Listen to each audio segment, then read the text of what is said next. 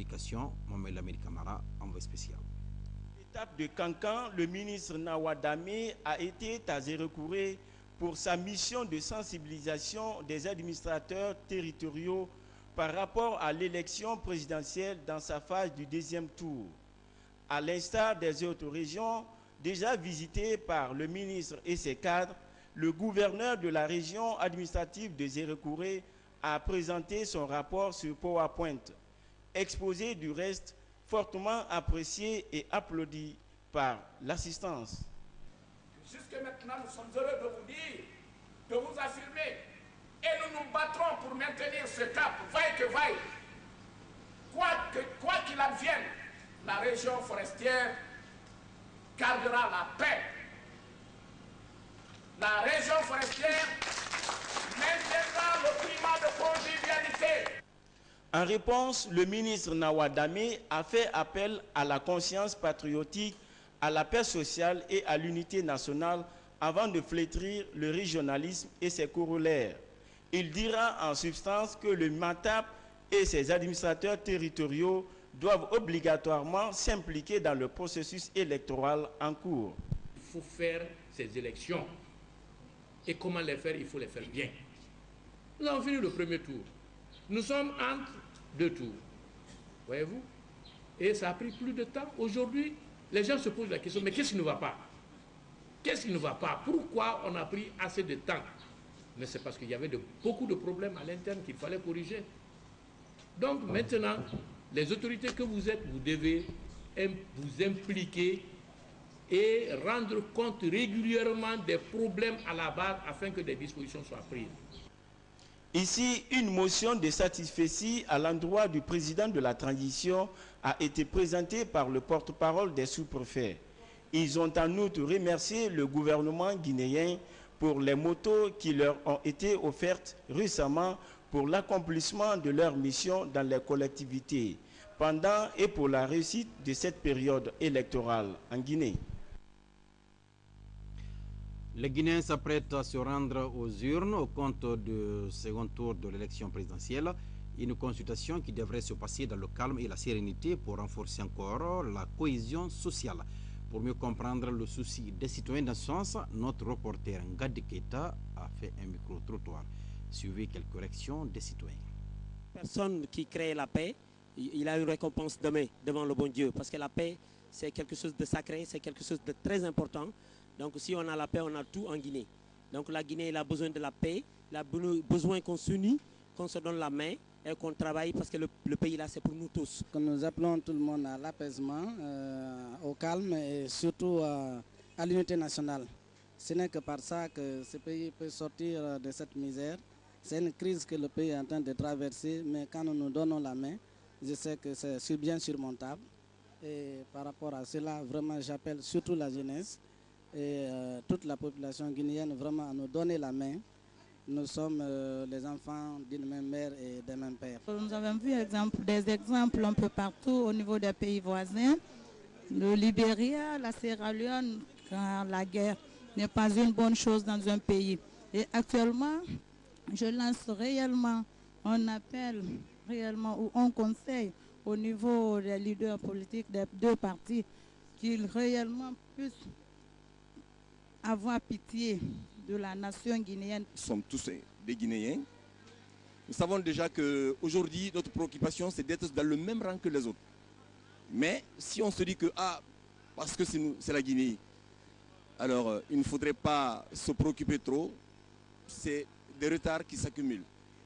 Moi, je veux qu'on aille vite avec beaucoup de certitude, dans la mesure où les deux qui sont partis à la tête de la course doivent pouvoir comprendre et faire comprendre à leurs leaders, à leurs partisans, que ce n'est pas la diversité, ce n'est pas la divergence.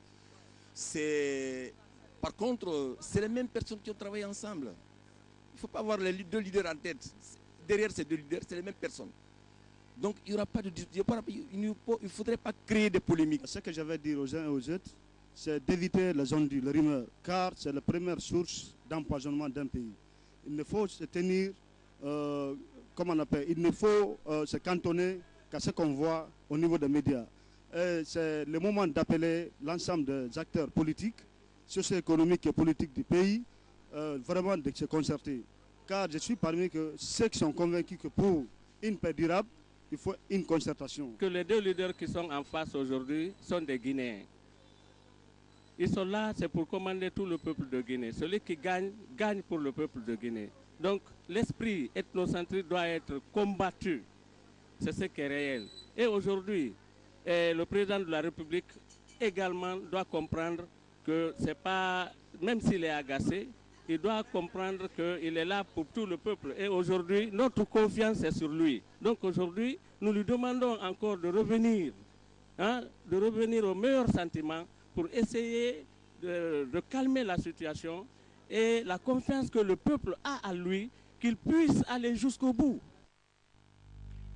Le ministre de la Communication, porte-parole du gouvernement, a reçu les épouses des militaires et paramilitaires. Elles étaient venues saluer les efforts du ministre Aboubacar Silla dans la diversification de l'information et lui faire part de la tenue d'une table ronde le 7 octobre 2010. C'est un reportage signé Marie-Angélique Bangoura. Les épouses des militaires et paramilitaires sont satisfaites de la participation des médias du service public à l'effort d'apaisement et de consolidation de la paix. Elles sont venues le dire ce matin au ministre de la Communication. Introduite par Amadou Bailo Diallo, administrateur du programme de renforcement des capacités de la paix, les épouses se sont montrées très élogieuses en parlant du ministre de la Communication. Pour elles, Abakar Silla a imprimé aux médias des services publics une allure de progrès et a donné à leurs prestations un contenu propice à la démocratie et à la paix. Nous voulons jouer notre partition dans la recherche et dans la consolidation de la paix, a souligné Mme Toto Aminata Magasuba. On est venu voir son Excellence, le ministre de l'Information, parce que nous, les épouses, les militaires et paramilitaires, nous voulons organiser une table ronde le 7. Et nous savons déjà, on s'est dit que le ministre de l'Information est mieux placé pour parrainer cette journée. Donc c'est ça l'objectif et c'est sur la paix. C'est une association apolitique. On est venu pour prouver au ministre qu'il est sur la ligne de la paix et nous voulons qu'il parraine cette journée. Prenant appui sur l'actualité brûlante, elles ont félicité le ministre pour son apport exceptionnel au débat d'idées et aux propositions fécondes pour une sortie heureuse de crise. Elles lui ont donné le titre de soldat majeur de la paix et de la transition. Nous vous avons suivi hier dans l'invité du journal de Fanasouma, ont-elles souligné. Nous venons aujourd'hui vous féliciter pour ce que nous avons entendu et appris hier. Les choses étant ce qu'elles sont, continuez et persévérez dans votre voie qui est celle de l'abnégation patriotique, celle de servir honnêtement la Guinée. Pour sa part, le ministre de la Communication a dit tout le réconfort et tout l'espoir de ses collaborateurs et de lui-même de voir prospérer les idées de paix prônées par les épouses des militaires et paramilitaires. Nous partageons vos idées et sommes prêts à vous accompagner, a dit Aboubacar Silla, qui, paraphrasant le général Sekouba Konaté, citation, « Si les militaires donnent des leçons de démocratie aux politiciens guinéens, vous, leurs épouses, prolongez ces enseignements par des leçons d'apaisement aux populations. » Le ministre de la Communication a sur le champ désigné Mme Barry Awakami Kamara comme point focal commis à ouvrir des créneaux porteurs sur les antennes de la RTG, de la radio rurale et des radios communautaires pour conférer à la table ronde du jeudi 7 octobre 2010 au Palais du Peuple le retentissement souhaité et ainsi faire triompher au-dessus de tous et avant tout le monde le seul candidat qui vaille finalement, c'est-à-dire la Guinée, son peuple et sa République. L'ouverture des classes est annoncée pour le 4 octobre 2010. Pour mieux préparer cette rentrée, le gouvernement avait mobilisé la manne de 15 milliards de francs guinéens pour la construction, la rénovation et l'équipement de certaines écoles.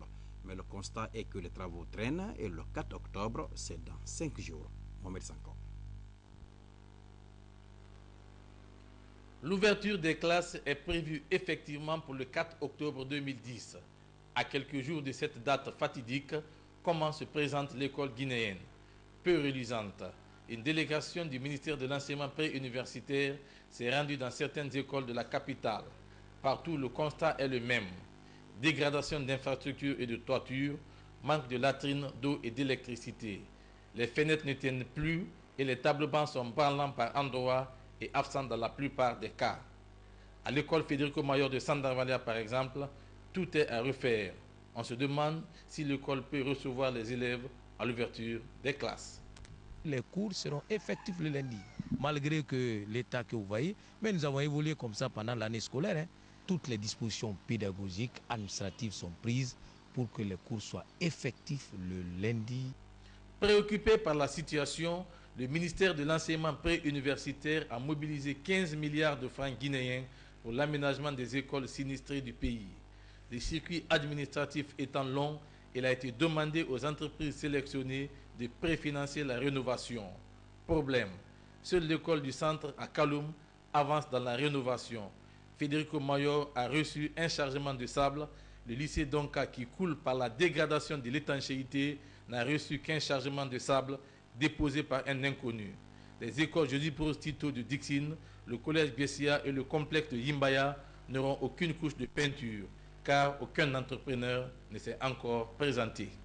Faute de mieux, on est tenu d'accueillir les élèves comme tous les autres. Mais l'infrastructure est à retoucher s'il y avait les moyens. Le constat de la délégation du département est alarmant. Les entrepreneurs que nous avons cooptés, auxquels nous avons donné la chance de faire les travaux de rénovation dans les écoles que nous avons ciblées, n'ont pas honoré leur engagement. Donc le constat vraiment pour moi c'est pas bon, parce que je m'attendais à ce que je trouve les ouvriers sur le terrain en train de travailler.